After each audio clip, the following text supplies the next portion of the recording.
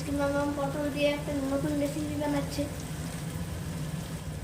এই যে তার মধ্যে পুর যাচ্ছে।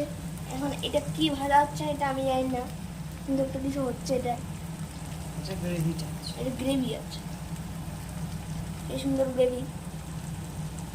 এখন মামা ঢাললো গ্রেভির কি জানি কি মশলা। আর এটা জল দিয়েছি, জল। আচ্ছা জল, গ্রেভিটা জল জল মশলা থাকবিটা দিয়ে দিলাম ওই সব ও মিক্সার ওই দিয়ে মশলা দিচ্ছি। এই যে আমাদের পুর পটলের মধ্যে পুর ভরা হয়ে গেছে। এখন এটার ভিতরে যাবে। ধনে পাতা দেওয়া হলো,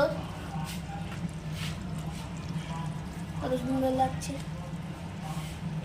একটু গরম মশলা দিই।